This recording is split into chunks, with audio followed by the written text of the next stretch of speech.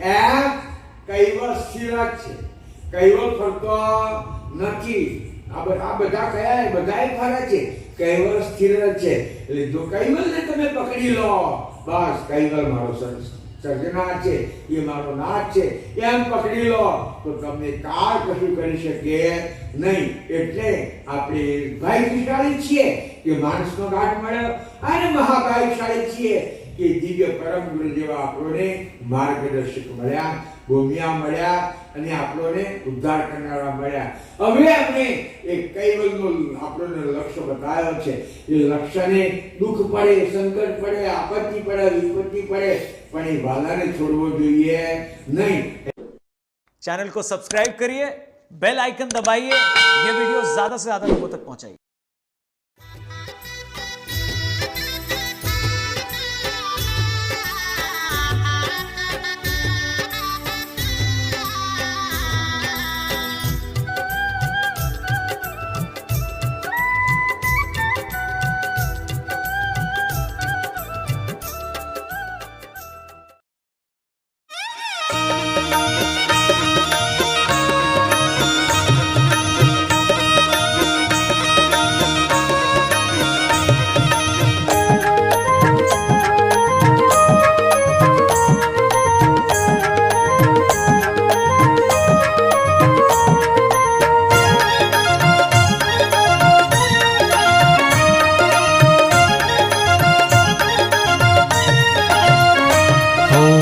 करतानी कला छे न्यारी हो संतो भाई, करतानी कला छे न्यारी हो जी.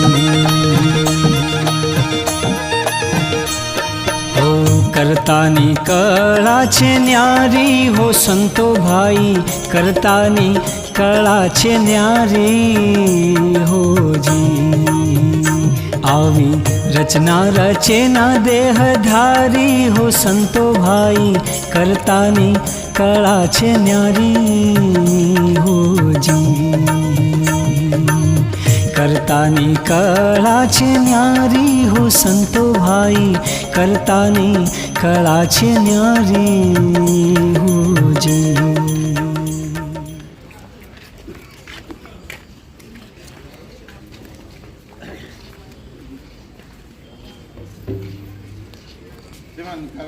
सागर भगवान की जय, महान तपस्वी रघुराम महाराज की जय, कैवल राम की जय, हरिचंद्र जी महाराज की जय. તમે સમારી લો ને કૈવલ ધણી કીર્તા, તમે સમારી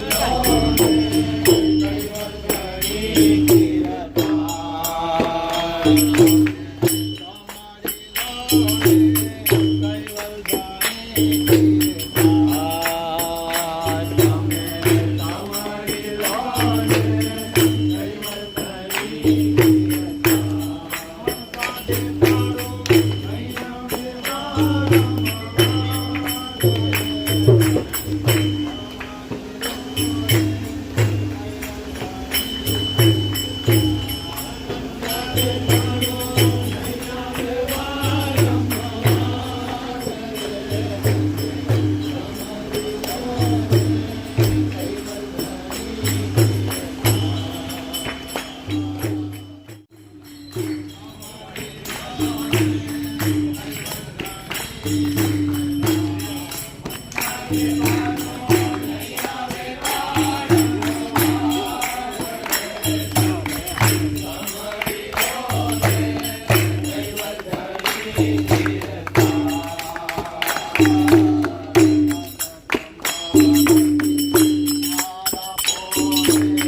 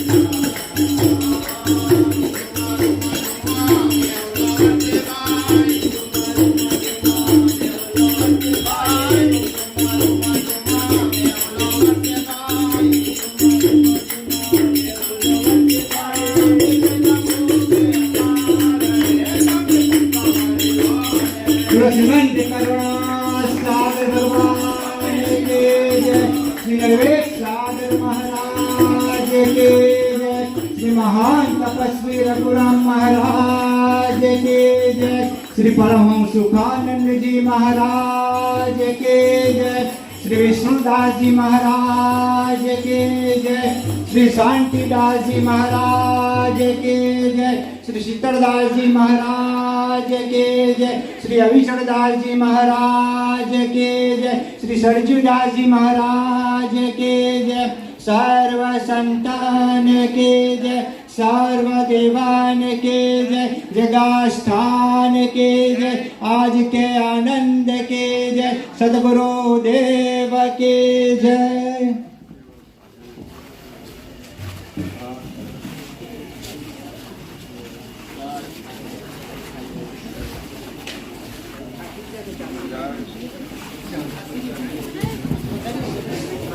हेलो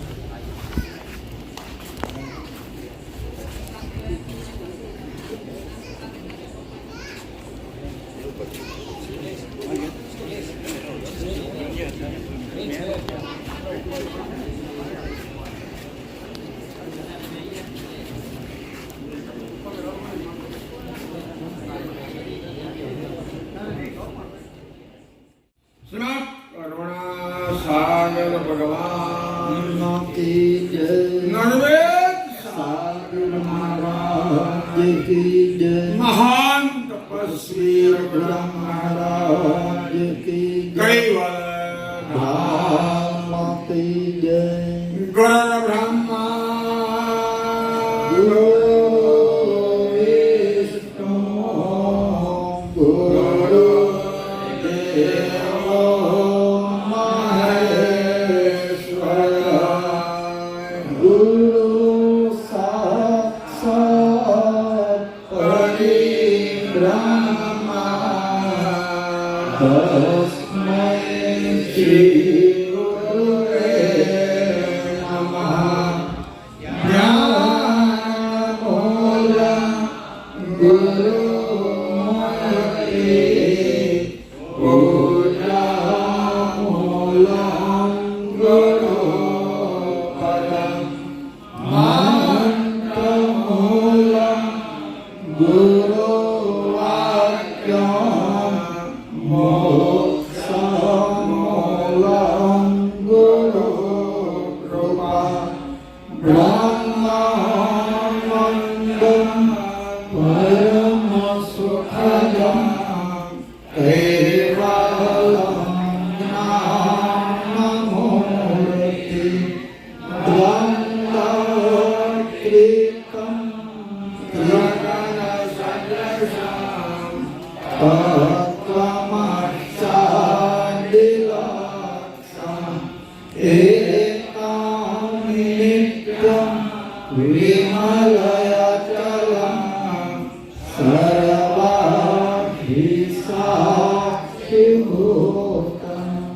भावत्रितं त्रिगुणरहितं सद्गुरुं नमामि। सप्तसागरपर्यन्तं तीर्थस्नानो फलं सदा गुरुपादोपासालं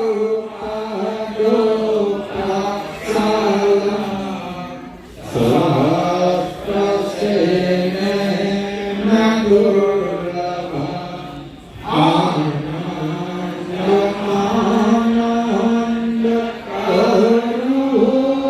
आनन्दकरूपसंज्ञा ज्ञानस्वरूपा निगमोधमोक्तं योगीन्द्रभिः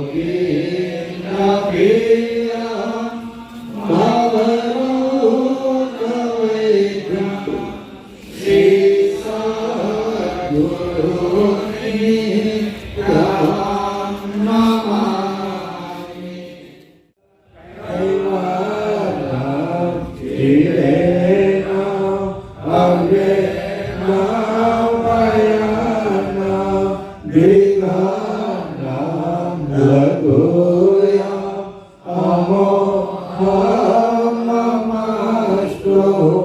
निरालं नारायण अहं नमरेय नयेति नरेय प्राणायामं करन्तु जपेनं जपाय कायं मयाय मनाति मगोय स्वयं तं समस्तु जहानामध्याता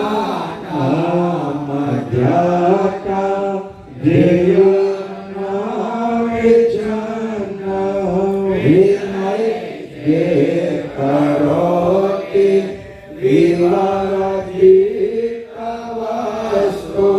विधि वै वेदान्ता अचन्ते न चन्तं सोमाति सनातं येनाथम् अनन्तो अगाधं बहोरं लहे जन्महादं उयेरां देहां नमामि नमस्तु।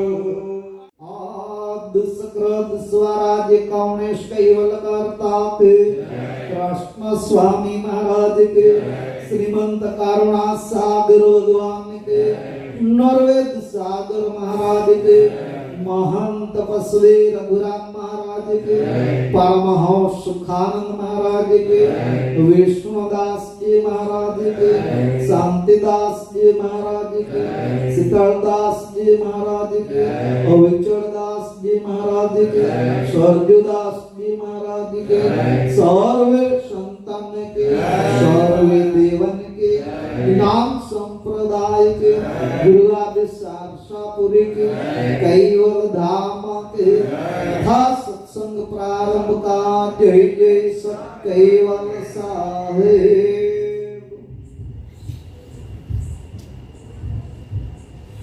जय कैवल हंसो सात कैवल साहेब। अर्जुन करम करत पुनीत पति हेत कहे तन देत जो लहे नहीं सरजन हार किन किम जिनु जेत दहेत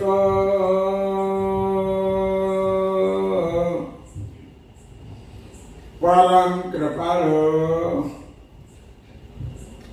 अनंत विभूषित सर्वज्ञ दिव्य परम गुरु भगवान करुणा सागर ममुक्षु मानवों ज्ञान बोध उपदेश करता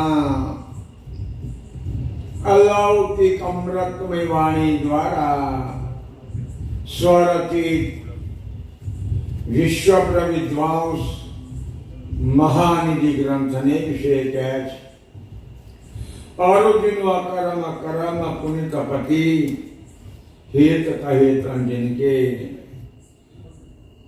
उपस्थित प्रेम भक्तजन कुबेर संवत 250 વર્ષોથી ચાલી આવતી પરંપરા પ્રમાણે પંચમુદ્રા સિદ્ધ મહાન તપસ્વી પરમ વંદનીય પ્રાતઃ સ્મરણીય રઘુરામજીની તપોભૂમિ ઉમરા ગામે આજે ચોથા દિવસની કથા છે। સજ્જના મહોલ્લાનું નામ જૂનો નવસાદ મહોલ્લો। કથાનો વિષય આપણો આ વર્ષે ભગવાને અતિ પ્રિય એવો ગ્રંથ જે વિશ્વ વિદ્વાંસ મહાનિધિની ચાલે છે। સજ્જના કાલે આપણે કથામાં સાંભળ્યું કે એક સામાન્ય માણસ એનાથી જેટલું અટોપી લેવાય, અવેરી શકાય એટલો જ ધંધો કરે. વેપાર હોય, ખેતી હોય, અન્ય કોઈ હોય, પણ એનાથી જેટલો અવેરી લેવાનો ધંધો કરે તો આ વિશ્વ નિયંતા એને એની દ્રષ્ટિની બહાર રહે એવું કોઈ જગત બનાવ્યું નથી. જોકે જગતનો થાક અથાહ નથી, અંત નથી. કદાચ આપણે એકાદ બ્રહ્માંડની વ્યાખ્યા કે વાતો સાંભળતા હશે. આજે બાપી દીપોની વાત કરી છે, એક જ બ્રહ્માંડની વાત છે. પણ પ્રભુએ તો લખ્યું છે કે એમણે તો આ એક નહીં, 100, 200, 500 નહીં, અનંત બ્રહ્માંડ બનાવ્યા છે. વિશ્વ નિયંતાએ એટલે આપણે એને અનંત બ્રહ્માંડાધીશ કહીએ છીએ. અનંત બ્રહ્માંડો બનાવ્યા છે. પણ એના પ્રકાશ પ્રવૃત્તિની બહાર કોઈ બ્રહ્માંડ નથી. એની જે પ્રકાશ વૃત્તિ છે તેની અંદર જ આ વૈરાટ વૃક્ષ છે, અને વૈરાટ વૃક્ષ ઉપર આ અનંત બ્રહ્માંડો છે. એમાં સુંદર જળ ચૈતન્યનો સનવેર છે. ઘાટ જળ છે, ચલાવવા વાળો, હલાવવા વાળો કે આપનું આ ચૈતન છે. એકલા ઘાટથી કશું ના થાય, અને એકલો ચૈતન પણ કશું ન કરી શકે.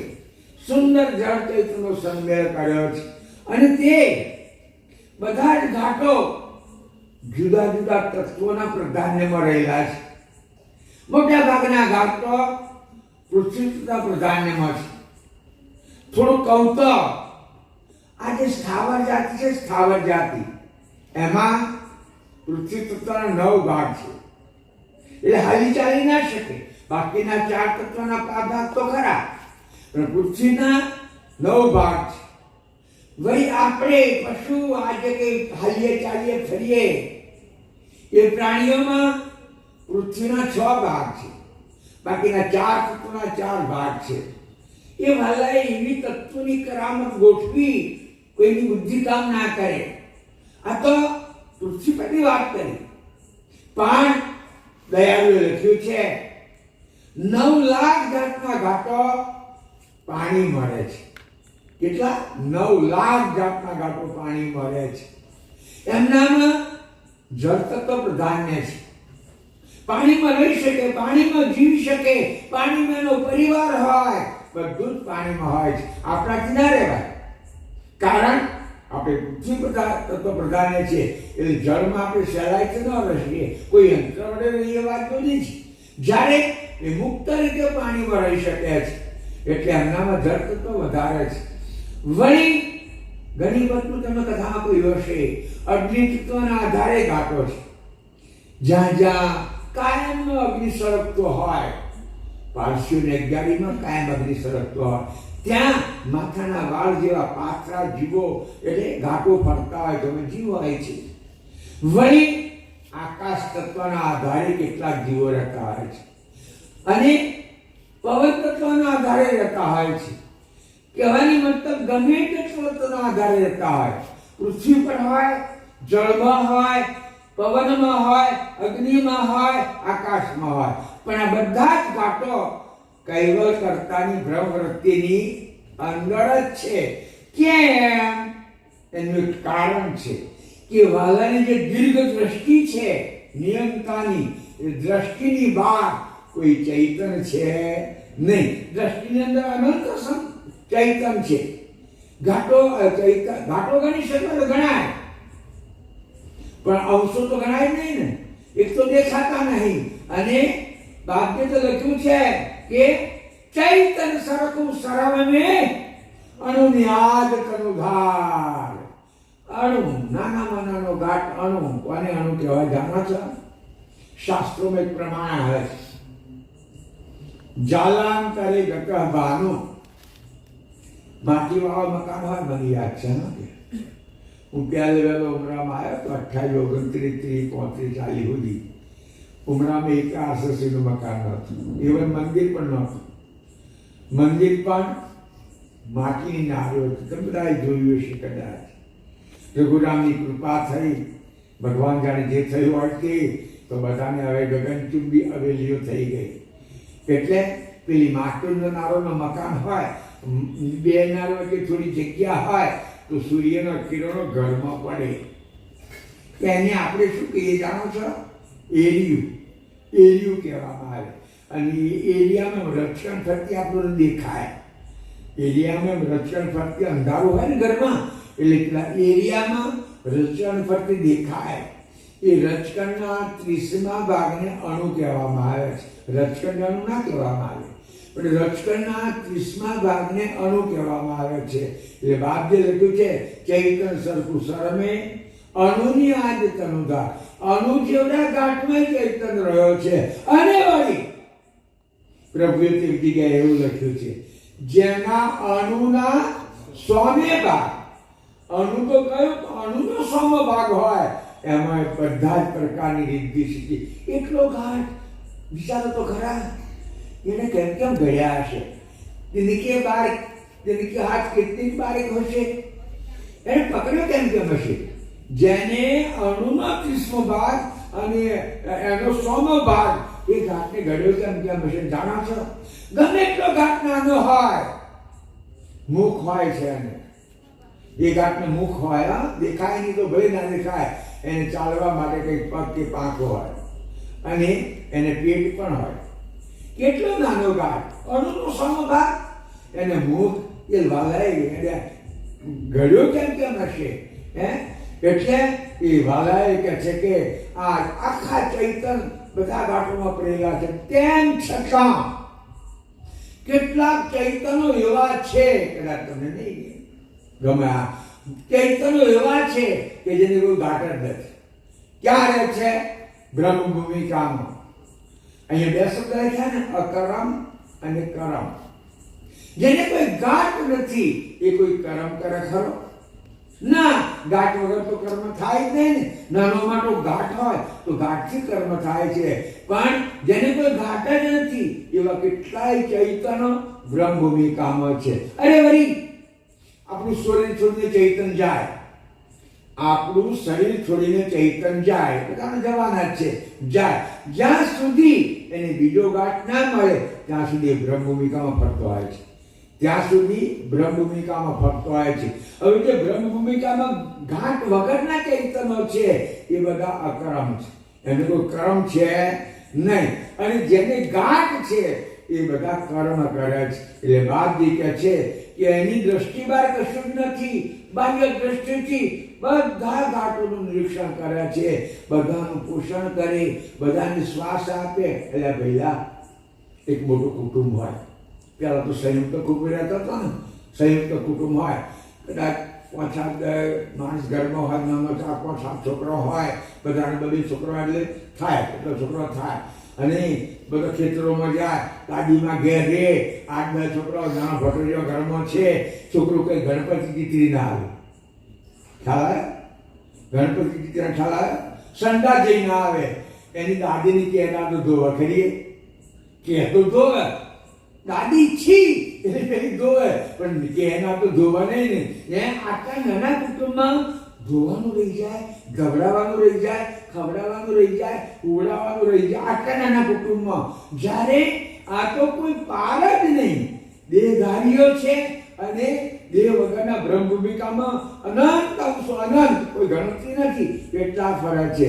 પણ કોઈને ભૂખ્યા સુવડાવે નહીં, ભૂખ્યા ઉઠાડે ખરો, પણ ભૂખ્યા સુવડાવે નહીં. રચો જાણે જગત સકલ પસાર, જોઈએ જેમ તેમ દેતો આહાર, દરેકને ખોરાક પૂરો પાડે છે. કેમ? જો એની દ્રષ્ટિ બહાર હોય તો ખવડાવવાનું રહી જાય અને ધોવડાવવાનું રહી જાય, પણ એની દ્રષ્ટિમાં જ છીએ. અને એનાથી બીજો શું ફાયદો થાય એની જાણો છો? કે એની દ્રષ્ટિમાં બધા ચૈતનો છે. એટલે કોઈ પણ જીવ કંઈક કરે, ગમે તે કરે, કર્મ કરે, સારું ખોટું ગમે તે કર્મ કરે, પણ એ કર્મ ખટ અવિગત ચંતક પારસની એકતાએ કરે છે. એમને એમ તો થતો નથી. ખટ અવિગત ચંતક પારસ એની એકતાએ કરે છે. અને અને એ ખટ અવિકાર ચંતર પારસની એકતા એ વાલાની દીર્ઘ દ્રષ્ટિ સાથે રહેલી છે.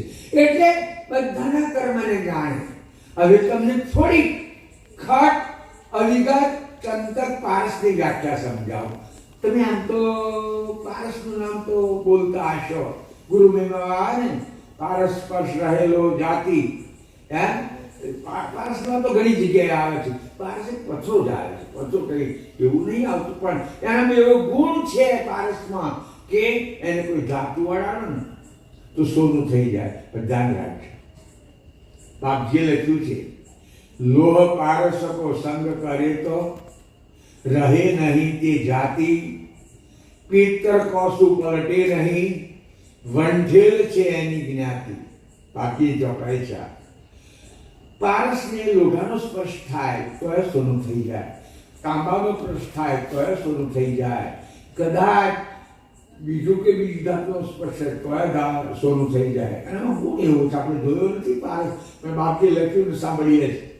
પણ બે ધાતુ એવી છે કે પારસનો સ્પર્શ થાય તો એવું ના થાય. એટલે બાપજી પિત્તર અને કાંસુ. પેલા ઘરમાં આપણા ઘરમાં કોસાના વાસણ, આજે હું ઘણી વાર બહાર જાઉં ને તો કોઈ લોકો એમની ભાવના હોય ને તો આગળ કોહાની સાથે લઈને મૂકે. ખાવા માટે ઉત્તમ હોય કે જે હોય તે આપણે કોહાની મૂકતો હોઈશું, સ્ટીલની મૂકતો હોઈશું, ચોગીની મૂકીશું અને માટીનું ઢીઘું મૂકતો હોઈશું. મતલબ તો ખાવા હાથ છે, થાળી તો ખાવાની નહીં ને. અને આપણે ખાઈને ઉઠીએ એટલે લેજવા દેવાના. તમે મને લેજવાના થાળી મહારાજ લેવાનો થાળી તમારે કઈ લેવાની છે એટલે આપણે ખાલી દેખાડવા મૂકવાની ને સારી ધાતુની ચોગીની આજે દેખાડવા મૂકવાની. એટલે કોસુ અને પિત્તર એને પારસ અડે તો એ સોનું ના થાય. કેમ? એનું સબળ કારણ છે. તમે કદાચ પેપરમાં, ઇતિહાસમાં, ભૂગોળમાં વાંચતા હશો કે આ જગ્યાએ એલ્યુમિનિયમની ખાણ છે. મધ્યપ્રદેશમાં એલ્યુમિનિયમની ખાણ છે. અમે જોઈ સાકેરીને ગયા હતા. નરા ગચ્ચો નહીં નીકળતા. 1 ક્વિન્ટલ માટી ફિલ્ટર કરે તો 1.5 કિલો એલ્યુમિનિયમ થાય તો ઘણું. અહીંયા તમારા જીરા છે ને, જીરા સ્ટીમરોમાં માટી આવે છે. જોજો જઈને સ્ટીમરોમાં માટી ભરાઈને આવે છે. ત્યાંથી પછી નાની બોટોમાં ભરાય અને ફેક્ટરીમાં આવે. એ ફેક્ટરીમાં ફિલ્ટર થાય છે અને એમાંથી લોખંડના મોટા મોટા અહીં જ બને છે. તમારા જીરામાં એ રોલ બને છે.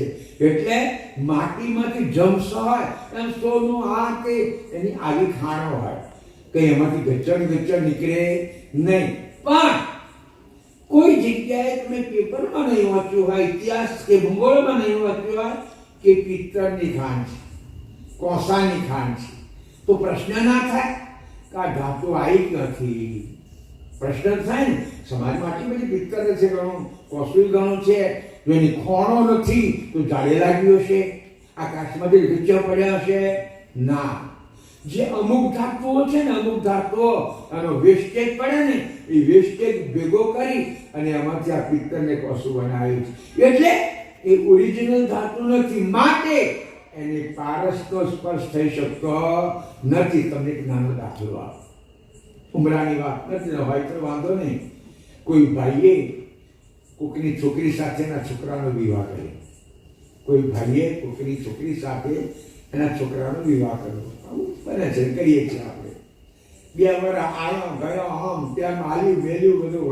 વરઘોડો કહેવાય ને, વરઘોડો કહેવાય. પેલી બિચારી કપડાં ધોવા આવે, ફલાણું કરે, ઢીકણું કરે. આ ઉમરા મજા અમારી બાજુ નથી આવું. એટલે આ બધું ચાલ્યું. પછી કોઈ કાન બંધેડ્યા, કોઈ શું થયું એટલે છોકરાના બાપ ના કર્યું, અમારે નહીં કર્યું. આ વાત તો જલ્દી ફેલાય ને ગામમાં. એટલે છોકરીને તૂટી ગયું.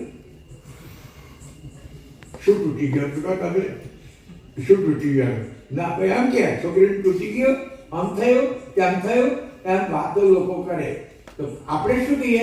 દીકરાનો બાપ શું કે? ભાઈ હગો પિત્તર નીકળ્યું. શું કે?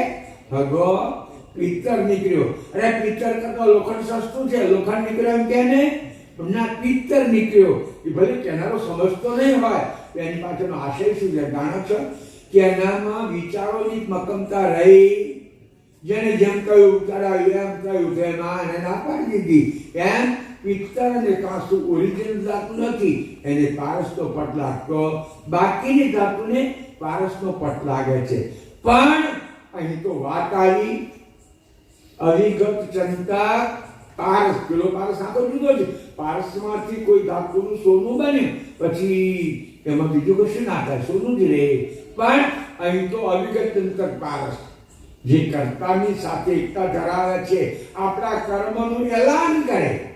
આપણે જે કર્મ કરીએ ને એનું એલાન કૈવલ્ય કરી દે, એ અવિગત ચંતક પારસ.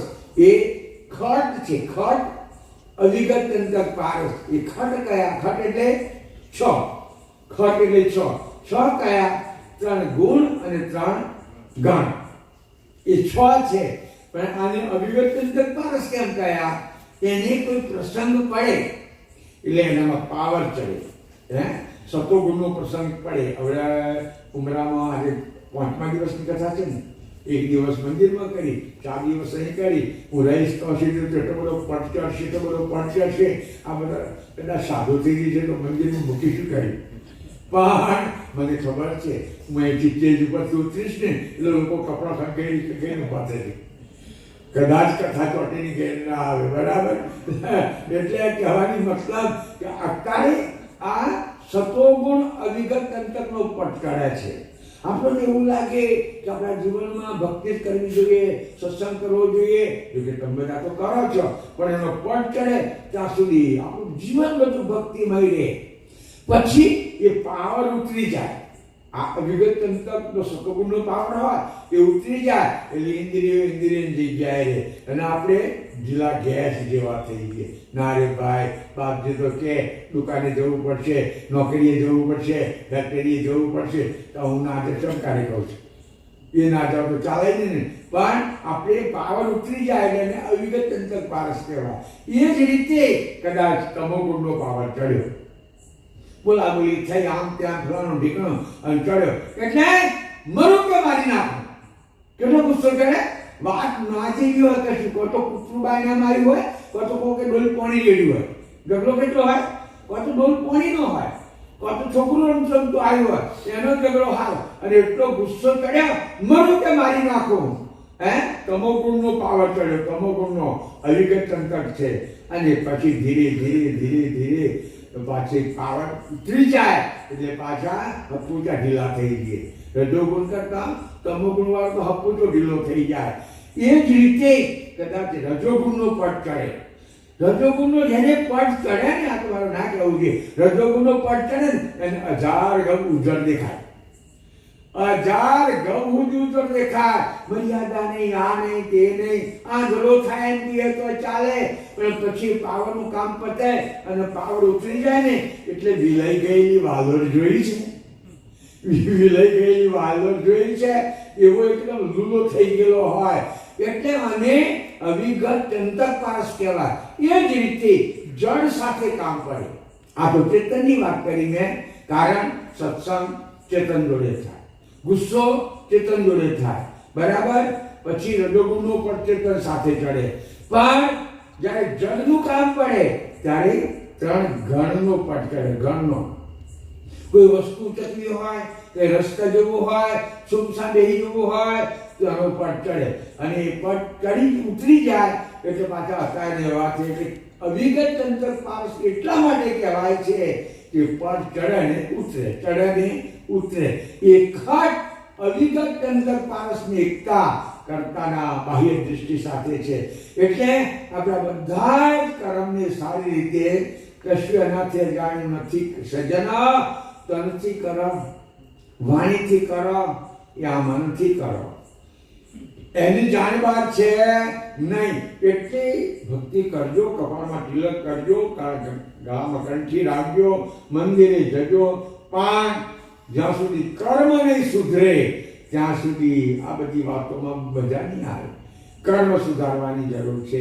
ચોરી કરવી નહીં, હેરી કરવી નહીં, કોઈ નિંદા કરવી નહીં, જૂઠું બોલવું નહીં ઇત્યાદિ જે બાકી આદેશ આપ્યો છે કર્મનો રેણીમાં એ પાળવી પડે. અને એ રીતે જીવીએ તો આજની ચોપાઈમાં બાપજી કહે અરુચિનો કર્મ કર્મ પુનિત પતિ હેત કહે તને અકર્મ ને કર્મ. માણસ કર્મ કરે. હવે કર્મની વાત આવી તો બધા જ કર્મ કરે, પણ એક ભેદ પડ્યો કર્મમાં. માનવ જે કરે એને કર્મ કહેવાય, અને માનવ સિવાયના જે બીજા પ્રાણીઓ કરે એને કર્મ ન કહેવાય, ક્રિયા કહેવાય. એને ક્રિયા કહેવાય. એ ક્રિયા ભોગવવાની હોતી નથી. જ્યારે કર્મ ભોગવવાના હોય છે. અવશ્ય ભુક્તવ્યમ કર્મ શુભાશુભમ. સારું કે ખોટું, સારા કર્મનું ફળ સારું આવે, ખોટા કર્મનું ફળ ખોટું આવે. આપણે બધાથી સંતાડીએ, કદાચ કુટુંબથી સંતાડીએ, ગામથી સંતાડીએ, મિત્રોથી સંતાડીએ, સેવકોથી સંતાડીએ, પણ કૈવલથી સંતાડી શકાય એવું છે ના, એનાથી સંતાડાય નહીં. એટલે બાપજી કહે છે અરુજનો અકર્મ કર્મ પતિ પતિ હેત કહેતા. અને પતિ સાથે કોઈ હિત રાખે, કોઈ કહેત રાખે. જેને સારું કર્મ કરે છે કે પતિ સાથે હિત રાખે નહીં, અને એમ થાય હું ગમે ત્યાં બેસીને કરીશ પણ મારું નાક મારું કર્મ જુએ છે. આજે દીખ હોય આપણને, ભગવાન આપણું કર્મ જાણે છે, જુએ છે, એ દીખ હોય તો પાપ કરતો આપણું હૃદય ગભરાય ના, પાપ ના કરવા દે. પણ કદાચ કહેત હોય ભગવાન, કેટલાય લોકો છે એવું માનવા તૈયાર નથી. અલ્યા જો સર્જનહાર નથી તો એક વાત કામ કરને, તારું નાક 10 મિનિટ દબાઈ દે ને, નાક શ્વાસ 10 મિનિટ કરને બંધ, હે. અને કદાચ તારો કોઈ છોકરો હોય તને કહેજે પંપ લગાવે, પંપ અવશ્યમાં જીવાય ના, પંપથી ના જીવાય. એ તો કૈવલ જે જીવન આપે છે ને એનાથી જીવાય. અને સાબિત થાય છે કે જીવન આપનારો જીવનદાતા છે. એટલે દયાળુ કહે છે કે હે હેત કહે જો ન લાય પતિ કિમદેનું ફળ. જો કદાચ પતિ આ કર્મ ને અકર્મ ન જાણે તો ફળ કેવી રીતે આપે? દરેકને કર્મનું ફળ તો આપે છે, કોઈને કર્મનું ફળ છોડતો નથી. જેને આપણને ખ્યાલ નથી આવતો, આપણે કર્મ કરીએ પણ આપણને ખ્યાલ નથી આવતો કે કયા કર્મનું ફળ કેટલા દાડા પછી મળશે, કેટલા જન્મ પછી મળશે, ક્યારે મળશે, એવો આપણને ખ્યાલ આવતો નથી. કર્મ તો કરીએ આપણે, કારણ આ કર્મ છે મને બંધન કરતા છે એવું આપણે ઓછું જાણીએ. અને કદાચ જાણતા હોઈએ તો ખરાબ કર્મ કરીએ. ખરા કર્મ મારે ભોગવવું પડશે, કર્મની શિક્ષા મને થશે, હું કર્મથી કશું લાવીશ તો બધા ઘરમાં વાપરશે અને કર્મનો દંડ મને થશે, એવું પૂરેપૂરું જાણતા હોય તો માણસ કર્મથી પાછો ના વળી જાય ના.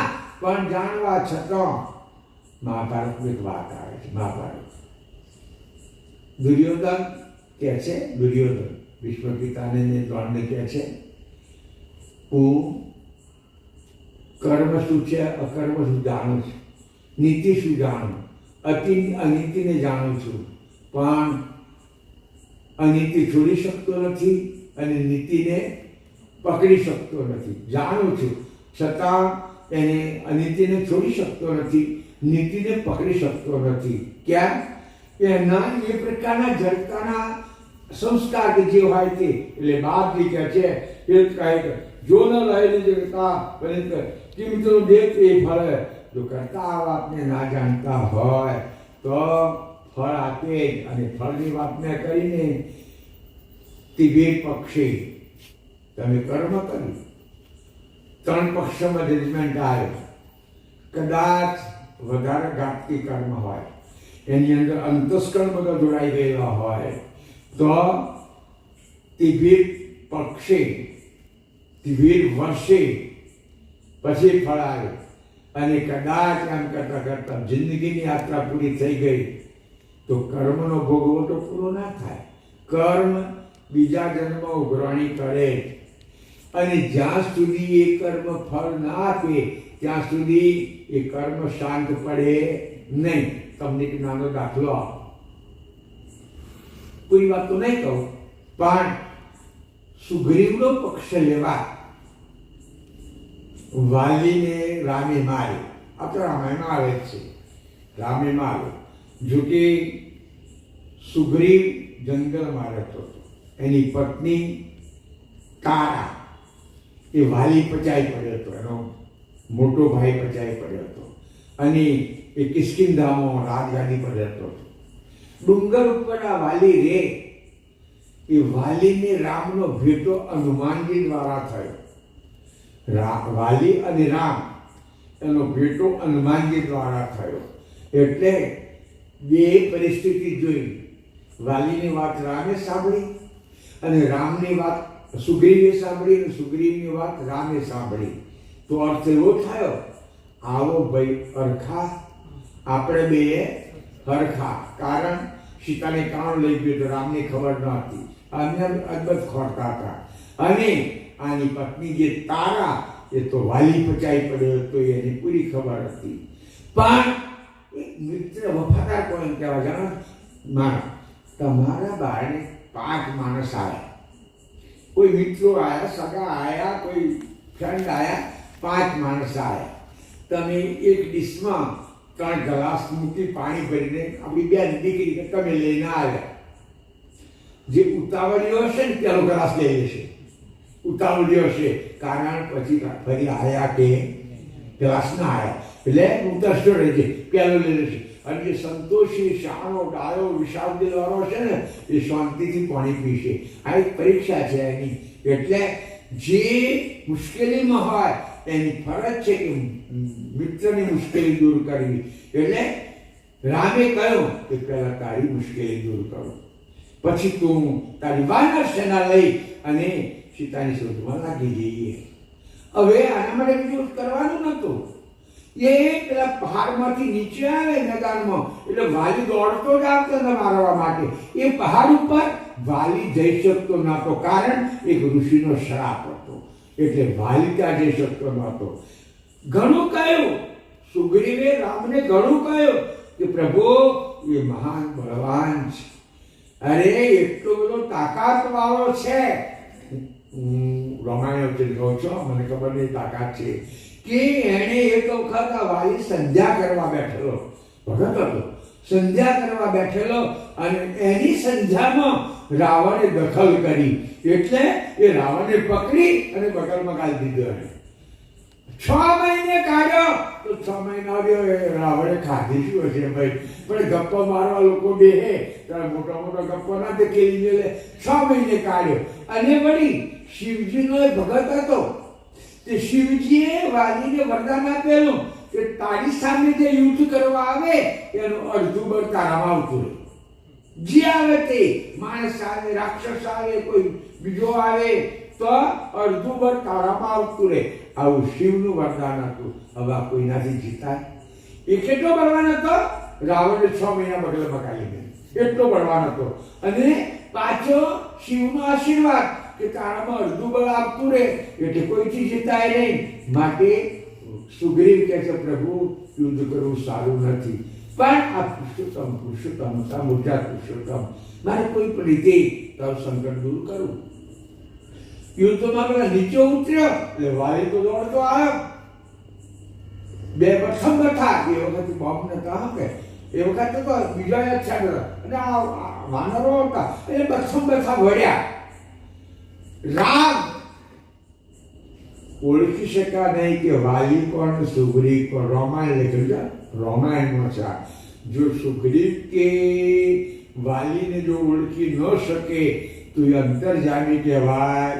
સાબિત થયું, અંતર્જામી કહેવાય નહીં. પણ ના, એ તો મુર્જા પુરુષોત્તમ હતા. એટલે પેલા વડ્યા એટલે પછાડીને સુગ્રીવમાં દમ કાઢી નાખ્યો વાલીએ. છેવટે તો મરી જવાનો એટલે નોટ મૂકીને પેલા પહાડની ઉપર ચડી ગયો. વાલી તો ગયો ને, પ્રભુ મેં ના કહ્યું તો એ જીતાયો નથી, તમે મારો દમ કાઢી નાખ્યો, મારો આડકો ભાગી નાખ્યો. રામ કહે છે ભાઈ મેં ઓળખ્યા ને કોને બાણ મારું? રામની પાસે તો બાણ હતું. ઓળખ્યા ને કોને બાણ મારું? એટલે એક માળા હતી, માળા આ સુગ્રીવના ગળામાં પહેરાઈ રામે, એમની પહેરતાશી માળા પુષ્પની કે જેની તેની હશે. પછી પાછું યુદ્ધ ચાલુ થયું. પણ રામ વિષ્ણુનો અવતાર છે, શંકરના વરદાનને મીઠા કરી શકે એમ છે નહીં. એટલે સામે ના ગયા, એક ઝાડને ઓઠે હંતાયા. ઝાડને ઓઠે સંતાઈ અને વાલીની છાતીમાં બાણ માર્યું. એકદમ મૂર્છિત થઈને વાલી પડ્યો. પેલામાંથી છૂટી ગયો. જીવ જ મરી નથી ગયો. રામ ગયા. રામના હૃદયમાં તો છે કે મેં ખોટી રીતે આને માર્યો છે, પણ મારી મતલબ શું ગરીબના વાનરોની મદદ લેવાની હતી. પણ ખોટું કરી તમે ખોટું તમે કરો કે હું કરો તો હૃદયના ધબકારા વધે. તમે ખોટું કરો કે હું કરો તો પ્રેશરના ધબકારા વધાય. અંતરાત્મા કહે છે કે ખોટું કર્યું, પણ આપણને માયા ઢાળીને ખોટું કરાવતી હોય છે. એટલે રામ તો વિચારવત પર નજીક ગયા. વાલી પડેલો છે, મરી નથી ગયો. આંખો ખુલ્લી છે, એની મૂર્છિયામાં છે. વાલીએ જોયું આ તો વિષ્ણુનો મૂર્જા પુરુષોત્તમ અવતાર છે. ત્યાં વાલી કહે છે મેં વેરી સુગરીવ પિયારા કવર કાજ નાથ મોહી મારા. પેલો ત્યાં છે રમાણી ગપાય છે, હે પ્રભુ મારે દુશ્મન મારા ભાઈ સાથે હતી. તમારો તો હું દુશ્મન નહોતો, હું રાક્ષસ નહોતો, હું અસુર નહોતો, તમે મને કેમ માર્યો? આ પ્રશ્ન કયો પડે વાલી. રામ આમ તો જાણે છે ખોટું થયું, પણ રામે પાછો જેવો તો ઉત્તર તો આપ્યો, જો ભાઈ હું વિષ્ણુનો અવતાર છું. આત્યાઈઓને મારવા માટે મારો અવતાર છે. આત્યાઈ એટલે પાપી. આત્યાઈનો અર્થ પાપી થાય. પાપીઓને મારવા માટે મારો અવતાર છે, અને તું આત્યાઈ છું એટલે તને મેં માર્યો છે. વાલી કહે છે પ્રભુ હું આત્યાઈ? હા હું આત્યાઈ છું. મેં તને બહુ સમજવા જેવો વિષય છે. રામાયણ આપણે ખબર નથી. તું આત્યાઈ કેમ છું? તો સાંભળ. એમ કહેવાય છે સમાજમાં કે સમાજના માણસોએ 4 વ્યક્તિને સરખી માનવી જોઈએ: ભગની, સુતા, લઘુબંધુ ભાર્યા અને પોતાની દીકરી. ભગની એટલે પોતાની બેન, સુતા નાના બહેનીઓ, અને એને ચાલે સરખી માનવી જોઈએ. ત્યાં તારા નાના બહેનીઓને તારી ધનિયાણી બનાવી છે. એટલે તું આત્યાઈ છો, તને મારવામાં મને કોઈ પાપ નથી. થોડી કિંમતથી ઉજારા. પણ વાલી બોલ્યો પાછો, મેં તો એવું સાંભળ્યું છે રામ નામ લેવાથી પાપ જતું રહે. વાલી કહે છે રામ નામ લેવાથી પાપ જતું રહે. વાત સાચી છે. રામ નામ લેવાથી પાપ જાય, પણ રામ નામના પ્રકાર જાણો છો? પ્રકાર સમજવા પડે. રામ એક જ રામ નામ નથી. एक राम घट घट बोले, दूसरा राम दशरथ डोले, तीसरा राम का सकल पसारा, चौथा राम सबसे न्यारा. 4 प्रकारना. एक दशरथના કે સીતાના ઘરવાળા હતા તે એ રામ. બીજા ઘટ ઘટ બોલે, એ તો હવે તમે બધા થોડા આ સંપ્રદાયમાં આવ્યા એટલે કઈ વાર બોલતા જાઓ છો. નહીં તો પહેલા શું બોલતા હતા? રામ બોલો ભાઈ રામ, રામ બોલો ભાઈ રામ. ભીમનાથી પહોંચતા હે તો બોલતા હતા ને. એટલે એ આ રામ ઘટઘટ બોલે રામ કહેવાય. तीसरा राम का सकल प्रसारा, જેને આપણે બ્રહ્મ કહીએ છીએ. ચોથા રામ સબસે ન્યારા, જેને જગતનું સર્જન કર્યું છે એ જગતથી ન્યારો છે. અને એ રામનો ભગવાન કરવા સાથે આ ગ્રંથમાં તો ઘણા વખત પછી કથા તો આવશે, ત્યાં સુધી હું રહું કે તમને સાંભળે ખબર નહીં આવે, પણ રામનો ખુલાસો કરવા સાથે આ ગ્રંથમાં કર્યો છે. વેદ પ્રતિપાદન રમંતી રામા હર. એમણે વેદનું પ્રતિપાદન કરવાથી પ્રાણ રમી રહ્યો પ્રાણ, એને રામ શબ્દ આપ્યો છે. એ રામ અનાદિકાળનો છે કે શ્રી રામના એના પર જન્મ નથી. અને રામ તો તેતા યુગમાં થયા, પણ એ પહેલા પુરુષોએ રામના નહીં લીધેલું તો એ નતા તો કયું રામે એ પેલામાંથી ગમે તે રામ નામ હોય. જ્યારે દશરથ શ્રવણને બોણ મારી, મૃગિયા રમવા ગયા હતા દશરથ, સરજુની આ કિનારે હતા, પેલી બાજુ એ શ્રવણના મા બાપ શ્રવણનો બાપ શ્રવણ પાણી લેવા આવ્યો તો મા બાપને આંધળાને ફેરવતો હતો. એટલે પેલી બતક પાણીમાં ભડભડ ભડભડ બોલી એટલે શબ્દ ઉપરથી દશરથે બાણ મારીને એ બાણ શ્રવણને વાગ્યું. શ્રવણ ઓય બાપા મરી ગયો એવું નતો બોલ્યો. શું બોલ્યો તો? હે રામ. દશરથને થયું કે આ તો કોઈ માણસ છે. પછી એના બાપે એને શ્રાપ આપ્યો હતો કે દશરથ મરજો પુત્ર વિયોગે કરતો હાય હાય હાય. આ શ્રાપ છે. હું તો આશીર્વાદ કરું છું, શ્રાપ ના કહેવાય. કેમ? આ બન્યું ને ત્યાં સુધી દશરથને એક જ છોકરો નહોતો, વાંજ્યા જતા દશરથ. પણ એને શ્રાપ આપ્યો આ શ્રવણના બાપાએ કે દશરથ મરજો પુત્ર વિયોગી. પુત્ર હોય તો વિયોગ થાય ને, ના હોય તો કોઈ થવાનું હોય. એટલે પુત્ર થવાનો એ સાબિત થયું. અને એ જ્યારે આ શ્રાપ આપ્યો પછી એ રામનો જન્મ થયો ને રામ પછી શીતવનમાં ગયા અને ત્યાં આ પ્રસંગ બન્યો. એટલે કે છે હું રામ નામ લેવાથી પાપ જતું રહે, પણ પેલો રામ આ નામ લેવાથી જાય. અત્યારે તો છે ને ઘણા લોકોએ છોકરાનું નામ રામ પાડ્યા. રામ નહીં ભાઈ, કેટલા છોકરાનું નામ કૈવલ છે. આ તો મોટો સંપ્રદાય છે, બધા ખબર ને. મેં કેટલાય છોકરા અમારા વાસણને ઠાકોરભાઈ છે, અમેરિકાના સિટીઝન છે, અત્યારે એ છે, એમના છોકરાના છોકરાનું નામ કૈવલ છે. અમે તો કૈવાલ કરો બાપજી. હે એટલે કૈવલ મને બાપજી કહે છે.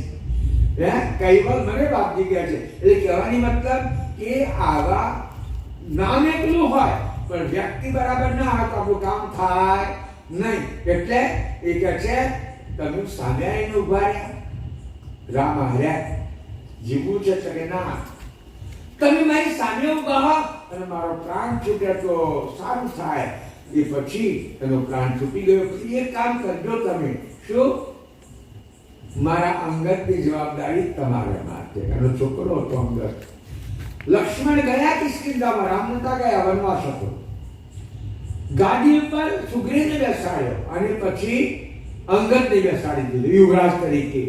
અને એ વાતને 9 લાખ વર્ષ વીતી ગયા ત્યારે પેલો વાલીનો જીવ ફરતો ફરતો ગાઢ ધારણ કરતો કરતો કોણ જાણે 9 લાખ વર્ષમાં કેટલા ગાઢ ધારણ કર્યા હશે. અને કાલુ પારધીમાં આવ્યો અને કાલુ પારધીના બાણે કૃષ્ણનું વિધાન થયું. અત્યારે બલકા મંદિર છે, આપણે ત્યાં જે સ્ટોરી આપણને સમજાવે છે. એટલે એવા પુરુષોને કર્મ છોડે નહીં તો આપણે કર્મ થોડું છોડે. એટલે જ હું તમારે કહીને કહું છું કે કર્મ સુધારો, નિષ્ઠા સુધારો, જૂઠ પરપંચથી પાછા વળી જાઓ. પછી તમે માળા ફેરવો, ધ્યાન કરો, ઉપાસના કરો, સત્સંગ કરો. એટલે જેવું કર્મ કરશો એવું ફળ આપશે. જો સારો કર્મ કરશો તે વાલાનું આપણી ઉપર હિત રહેશે. અને સારા કર્મ ન કરીએ તો કહિત રહે. કેમ? આપણે તો એને વાલા જ છીએ પણ કર્મ પ્રમાણે શિક્ષા કરવી પડે. કૈવલ કોઈની શિક્ષા કરતા જ નથી. સત્સંગનું ચોપાઈ છે. આપણે अपने अवगुण पखे भुगत तो सुख दुख संग निज पति तथा के ताड़ना कोई को कछु न रंज. કઈ સત્સંગમાં લખેલું છે બધા જીવો પોતપોતાના કર્મ પ્રમાણે સુખ ભોગવે, પોતાના કર્મ પ્રમાણે યાત્રા કે દુઃખ ભોગવે. આપણો કેવો રિવાજ? સુખી થઈ જાય ને, અરે મારો બાપો કશો મૂકી નતો મરી ગયો, આટલી મહેનત કરી, આમ કર્યું તેમ કર્યું, તારે ગાડી લાવ્યો, પગલો વાંધો, ફલાણું કર્યું, ઢેકણું કર્યું, બધું પાછળ લઈ લઈએ. અને જ્યારે આપણાથી ખરાબ કામ હું શું કરું ભાઈ? ભગવાને મને નિમિત્ત બનાવી દીધો, ભગવાને મારી બુદ્ધિ ફેરવી નાખી. ભગવાન નવરો છે તારી બુદ્ધિ ફેરવવા માટે, પણ આપણે એને બારવાર ટોપલો એને આપી દઈએ. એટલે બાપજી કહે છે કે જો ન રહે કરતાર નાતો બને કે હું જુનું દે. એ જાણતો ના હોય તો આપણા કર્મનું ફળ આપણું કેમ બને કે છે કે એ જગમે જન દેત કે કલ્યનો જેહી કરતૈતા લેત દેત કશુ કાજ રાજ જનુ રહિત ભર પદ. આ જગની અંદર જે કંઈ જેવું કર્મ કરે એ જે કંઈ કોકે લખ્યું છે, કોઈ લેત હે કોઈ લેત હે કે કૈવલ કરતા કા ખેત હે. આપણે સમજાય. આપણા ઘરમાં જ આપણે વિચારીએ કોઈક માણસ હોય એટલી દવા કરાવે, એટલી દવા કરાવે, એટલી દવા કરાવે, અને આનું જે માગતો હોય પૂરું થઈ જાય ને એટલે ગમે તે નિમિત્તે જતું રહે. જેમ આવ્યું આ લેવા. અને કેટલાક લોકો એટલા બધા રૂઢી હોય છે કે એને આખો કપ ચા હોય ને આખો ગધેડાણ જેટલું કામ કરે, ગધેડાણ જેટલું કામ કરે, એક કપમાં કામ કરે, કારણ એ રૂઢ ચૂકવાયેલો છે. એટલે કોઈ દેત હૈ, કોઈ લેત હૈ, એ કૈવલ કા ખેત છે. બાપજી કહે છે લેત બધું કાજ કરે દેનો, અને એમાં લેવા દેવામાં જ કોઈ ગરીબ થાય, કોઈ ભિખારી થાય, કોઈ રાજા થાય. એટલે બાપજી કહે છે આ રીતના લેવા દેવાનું થાય. જે ઇન સે ન વેલાય કરી કચિતા તેહીમાં પસજે કરહી, અધિક કરન કો કાજ કોણ હોતા, જેહી સમર્થ નહીં દેહી. જેનાથી જેટલું સમેટાય એટલું કામ કરે. કૈવલ્ય જેટલું સમેટાય. અનંત જગત બનાવ્યું છે તારે એ અનંત છે ને, નિયંત્રણની કોઈ સીમા હદ આવો તેવો કહેવાય છે ના. અનંત બ્રહ્માંડાધીશ અનંત બ્રહ્માંડો બનાયા અને બધાને સંભાળી શકે. બાપજી કહે છે એટલે બાપજીની રચનાની રચના અકળ છે. કહે છે રચિત તેનો રચનાય કાય કમતિ ન રખી કરાય, અજબ ભાવ પ્રકૃતિ પુરુષ શેષ સાહિત સમકાય. એના રચના કઈ રચના વિશ્વની અંદર જે રચના બનાવી એમાં અજબ રચના. પુરુષ બનાવ્યો, પ્રકૃતિ બનાવી, ભાત ભાતના ઘાટો બનાવ્યા, દરેકની રચના કરી ગયા છે. બાપજી કહે છે રચિત રચનાય કાય કાય કમતી ન રાખી, સહેજે કસર રાખી નથી. આ બનાવવામાં જરાય કસર રાખી નથી.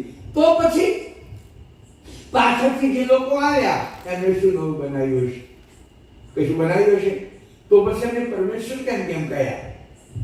અરે ભાઈ એ લોકોએ નહીં કહ્યું તમે પરમેશ્વર છીએ, પણ પેલા આજીવિકાના વાંધા હતા ને, આજીવિકા ચલાવવા માટે આ તો કેવું કામ તો નહીં નાનો ટાંકો વાળો એક ગામ, એક ઘરમાં છોકરો કઈ આવે અને છોકરાને નાનું છોકરું થયું તો ડોશી બહુને બહુ સારું ખાવા ના આવે.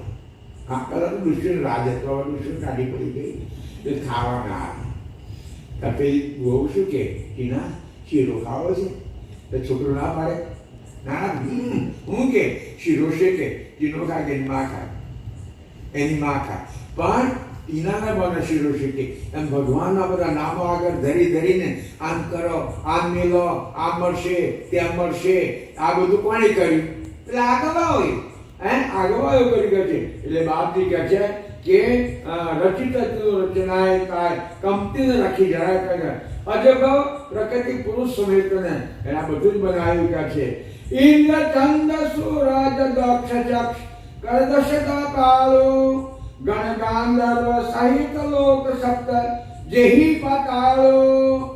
એ વાલાએ આ વિશ્વનો વહીવટ કરવા માટે ઇન્દ્ર આપણે કહીએ છે ને, ઇન્દ્રની બે વાતો આવી. ઘણી જગ્યાએ ભગવાને લખ્યું છે ઇન્દ્ર શું કામ કરે? વરસાદ વરસાવે. પણ સત્સંગમાં ના લખ્યું છે. વરસાદ કેમ આવે? સૂર્યની આંખે રજોગુણ આવે તે વરસાદ આવે. ઇન્દ્રની વાત જ નથી આવતી. ઘણી જગ્યાએ લખ્યું છે ઇન્દ્ર વરસાદ વરસાવે, પણ સત્સંગમાં એવું લખ્યું છે કે સૂર્યની આંખે રજોગુણ આવે એટલે વરસાદ વરસે. કદાચ ગ્રીષ્મ ઋતુ ચાલતી હોય અને જો રજોગુણ આવે તો વરસાદ થાય. આપણે શું કહીએ? માવઠું થયું. બરાબર? ઇન્દ્રની આંખે સતોગુણ આવે, સૂર્યની આંખે સતોગુણ આવે એટલે શિયાળો કે ઠંડી આવે, અને સૂર્યની આંખે તમોગુણ આવે એટલે ગ્રીષ્મ ઋતુ આવે. આ બધી વાતો બાપજીએ સત્સંગમાં લખેલી છે. જ્યારે કોકુજીએ એવું લખ્યું છે કે ઇન્દ્ર વરસાદ વરસાવે, વિષ્ણુ પોષણ કરે, શંકર સંહાર કરે, બ્રહ્મા સૃષ્ટિ સર્જે, પણ દીવો પેદા કરેલા કઈ વર્ગના છે? એની મેરે પેદા થયેલા નથી. અને મને તો કઈ બીજી વાત લાગે છે, આ ઘાટોમાં દૈવિક તત્વોના મસાલા ભરેલા છે. અંશ તો હું તો મને એવું માનું છું કે માનો એક માણસે વિષ્ણુની ભક્તિ કરી, દાખલો આપો, એક માણસે વિષ્ણુની ભક્તિ કરી, એની ભક્તિ સોળે સોળ થઈ અને એને સારૂપ્ય મુક્તિ મળી. એટલે ખુદ વિષ્ણુ બની ગયો, સારૂપ્ય મુક્તિમાં એ વ્યક્તિ બની જાય. અને એ જીવ વૈકુંઠમાં ગયો, ધ્યાન રાખ. એને સામાન્ય કહેવો કે વિશેષ કહેવો? વૈકુંઠમાં ગયો છે, કોનો ઘાટ મળ્યો છે, વિશેષ કહેવું પડે ને. પણ પાછું લખ્યું કે ક્ષિણ્ય પુણ્ય બર્તલકે વસંતી, પુણ્ય પૂરું થઈ ગયું અને પાછળ ખર્ચનો કઈ આવ્યો. હવે વિશેષ કહેવું સામાન્ય કહેવું પડે ને. અહીંયા તો સામાન્ય કહેવું પડે. એટલે મૂળ વાત પેલા ઘાટોમાં જે કૈવલ્ય તત્વો પોખ્યા ને, એ દૈવી તત્વો પોખ્યા, એ દેવ કહેવાયા. માનવનો તત્વ પોખ્યા, એ માનવ કહેવાયા. હા, પેલા વિશેષાંશો થોડીક વિભૂતિ વધારે હોય પણ નાના મોટાનો ભેદ હોતો નથી. એટલે બાપજી કહે છે કે ઇન્દ્ર ચંદ્ર સૂરજ, ઇન્દ્ર બનાવ્યો, ચંદ્ર સૂરજ.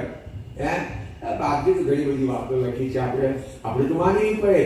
હવે આ સૂર્ય એનો અરુણ સારથી વિજ્ઞાન કેવું કે સૂર્ય ગગગગતો ગોળો છે, તેના ઘોડા કહીએ છે, એનો સારથી ક્યાં રહેતો હશે?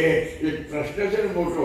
પણ બાપજી લખ્યું, આપણે માનવું પડે. અરુણ એનો સારથી. બાપજી સૂર્યલોકમાં ગયા હતા. જો બાપજી તો જાય એનો તો વાંધો નહીં, કારણ કે તેઓ શરીર ધારણ કરી શકે, અલૌકિક પુરુષ હતા. જો બાપજીએ લખ્યું છે લક્ષ્ય ન બોલો પરંતુ વેશા પ્રગટ તો હા તૈસે કા તૈસા, એ રીતે ગામ ધારણ કરશે. એટલે બાપજી કહે છે અહીંયા ઇન્દ્ર ચંદ્ર સૂરજ દક્ષ દિક્પાલ, દક્ષ બનાવ્યા, દિક્પાલ બનાવ્યા. કેટલા? 10 દિક્પાલ 10 છે. આ જે વૈરાટ છે એની 10 દિશાઓ હાચવવા 10 દિક્પાલ બનાવ્યા. દિક્પાલની વાત રામાયણમાં આવી, દિક્પાલની વાત મહાભારતમાં આવી. તેનો ટંકાર ત્રિલોકમાં ગાય, ડોલ્યા 10 દિગ્પાલ. રામાયણમાં ધનુષ્ય ટંકાર અને એનો ટંકાર 10 દિગ્પાલ બોલ્યા એમ આવે. એટલે પૂર્વ પશ્ચિમ ઉત્તર દક્ષિણ 4 ખૂણા અને અધોને ઉર્ધ્વે દિશાઓ 10 છે. એ રીતે કહે છે કે દિગ્પાલ કહે છે. ગણ ગાંધર્વ સહિત લોક, ગણ બનાયા, ગાંધર્વ બનાયા. ગાંધર્વ કાન દેવધામમાં વાજિંત્રો વગાડનારો ગાંધર્વ કહેવાય. નાંદાજી લખી જાઓ ગાંધર્વ બાજા વિશે બજાવે તે સિવાય. અહીંયા પેલા રાજદ્વારોમાં કે મંદિરોના દ્વારોમાં જે વાજિંત્રો વગાડે એ સાસામાં, અત્યારે મને ખબર નથી, પણ સાસામાં રોજના 8 ટાઈમ ચોગડીઓ વાગે. મેળા પર 2 રાવણ રાખતા હતા બાપજી સીતારામ મહારાજ. અને ટાઈમે સવારે 4 વાગે ચોગડીઓ વાગે, મંગળારતીના ચોગડીઓ વાગે, શણગારાય ચોગડીઓ વાગે. પછી ભોગ ધરાવે ને જ્યાં તો ઘંટડી વગાડે પણ ચોગડીઓ વાગે, નગાડો વાગે, વાજિંત્ર વાગે, શણાઈ વાગે. એટલે આખું ગામ જાણતું થાય કે મોટા મંદિરમાં થાળ ધરાયો, ગામને ખબર પડે. એટલે એ વખતે વાગે. બપોર 3 વાગે ભગવાન ઉઠે. ભગવાન તો ઉઠાતો નથી પણ પૂજારી કકડાવે ઘંટડી એટલે ચોગડીઓ વાગે. મજા આરતી વખતે વાગે.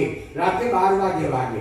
12 વાગ્યાની ચોગડીઓ વાગે એટલે ગામના લોકો જાણે કે હવે 12 વાગી ગયા. એટલે આજે ચોગડીઓ વગાડ્યા, વાજિંત્રો વગાડે એને શું કહેવાય? ગાંધર્વ કહેવાય. ગાંધર્વ એ બાપજી કહે છે ગાંધર્વ. અહિરલોક, પાતાળમાં અહિર એટલે નાગ, નાગ લોકો બનાવે છે. સપ્તજી પાતાળ જોતમ, અને 7 પ્રકારનું પાતાળ બનાવી ગયું છે. અરુ રગરગ લોક સહિત સસુમા રહી, દેવલોકો બનાવ્યા. અને આ બધાને નિવાસ કરવા શું બનાવ્યું? સસુમાર ચક્રે. અગાડું બધું એક વાત આવે છે. દેવો પ્રભુ કુબેર સ્વામીને વિનંતી કરે છે કે પ્રભુ અમને મૃત્યુલોકમાં માણસનો ઘાટ મળે તો તમારો સત્સંગ કરીએ.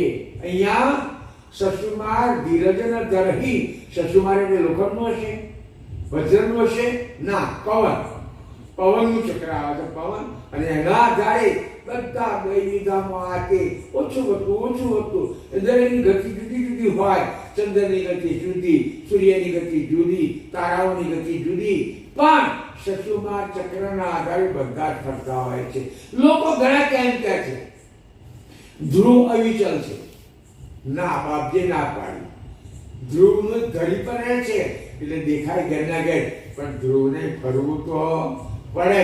એને દાખલો આપ્યો ને તમે વંચાય તો પ્રજાપત ચકલી એના પર કીડી બધી આવીને ગઈ ગઈ બધો એટલો ફેરવે તો બધી કીડીઓ રમાડી ચડે પણ જે વચ્ચે ખીલાને પકડી રહી હોય ને એના પર ના પડે ને એટલે બાકી સુંદર વાત કોકી કબીર એટલે કોકી વાત લખી છે કે ચક્કી ફિરત દેખતા દિયા કબીરા રોય કબીર લખી છે ચક્કી ફિરત દેખતા દિયા કબીરા રોય आगे पीछे जे रहे तो मेरा पीछे जाए खीट पकड़ के जे रहे ताको पीछे न कोई પેલી ઘંટી જોઈ જૂના જમાનાની ઘંટી ઘરોમાં મારી બહેનો ફેરવતી હતી ઘંટી બહુ સારી કસરત હતી હા ઘંટી બોલોનું ખોણીઓ એટલી બધી સારી કસરત હતી કે સારામાં સારું આરોગ્ય નિરોગી શરીર ઘંટીઓ બંધ થઈ ગઈ ખોણિયા બંધ થઈ ગયા દરવાનું બંધ થઈ ગયું બોલવાનું બંધ થઈ ગયું એટલે સુગર આવ્યું પ્રેશર આવ્યું વાહ આવ્યો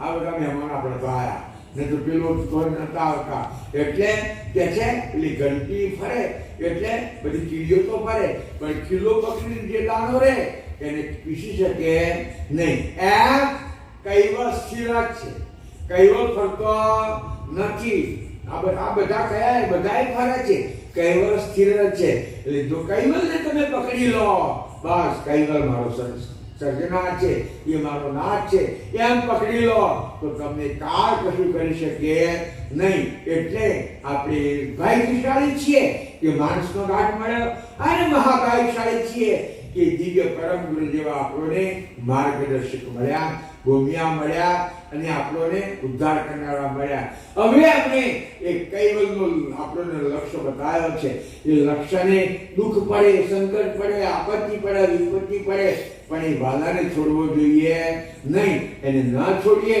તો પછી આ અંશોની કેવી પ્રગતિ કે સુદશા થાય એ વિષય કાલે જીવાભાઈના મોહલ્લામાં કહીશું શ્રીમદ કરુણા સાગર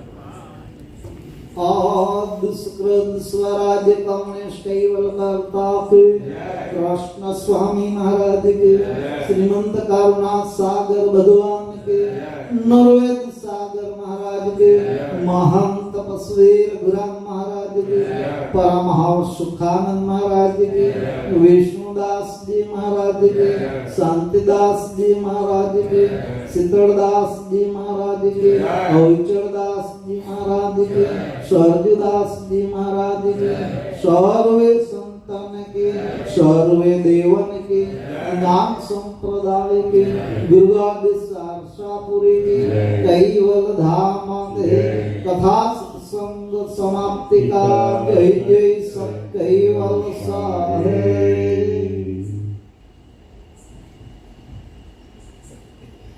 जय कैवल अंशो कैवल साहेब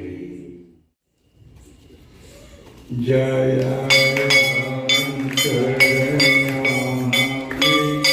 प्रभु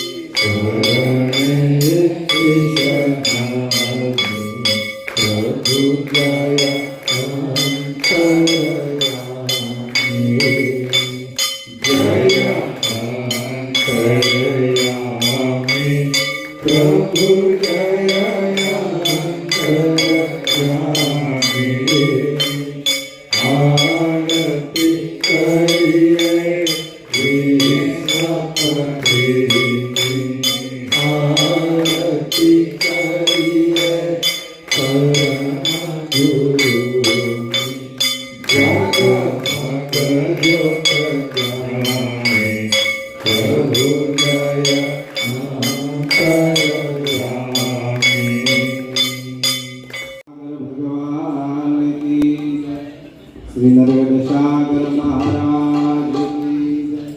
श्री महान तपस्वी रघुराम महाराज की जय। कैवल धाम की जय। श्री अविकलनाथ जी महाराज की जय।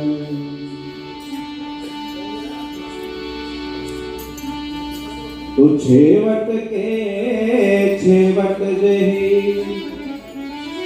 सब धर का धरना सब अंतन के अंत ही सब करता करना। तो मन तन देखे भूलो मत कोई भव तारण विण भंजन मोई। हम तो पुरुष अलेख कहाई आठवें अंत कोई पार न पाई। भक्तों ने भेड़ मावो मारा परम गुरु। भक्तों ने भेड़ मावो रे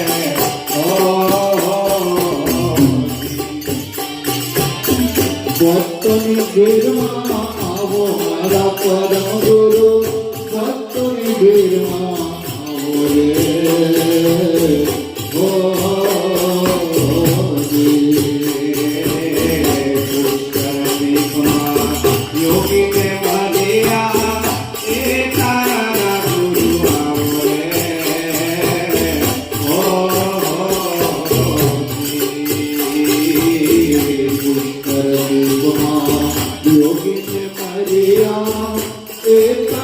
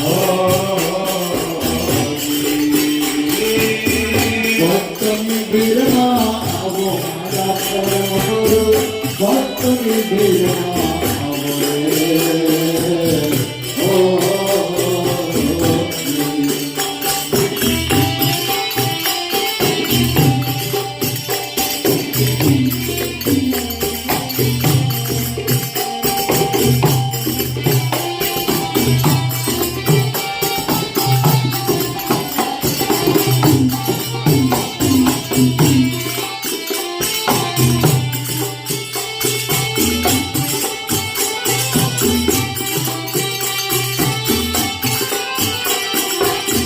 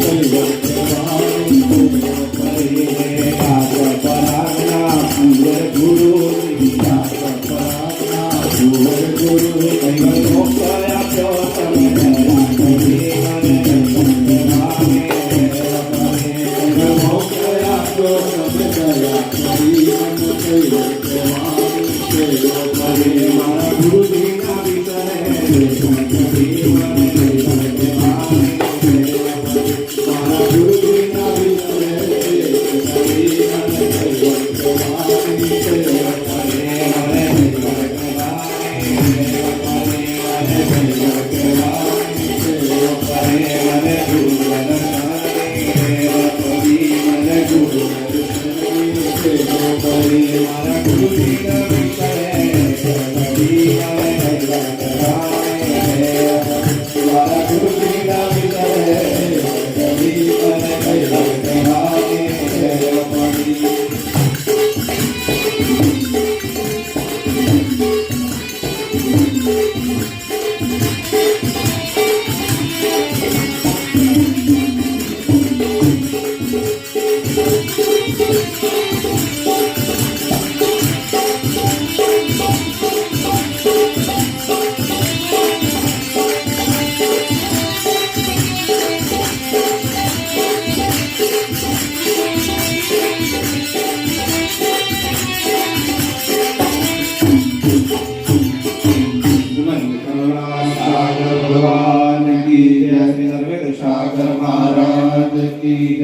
महान तपस्वी रघुराम महाराज की जय, कैवल धाम की जय, श्री हरिदास जी महाराज की जय।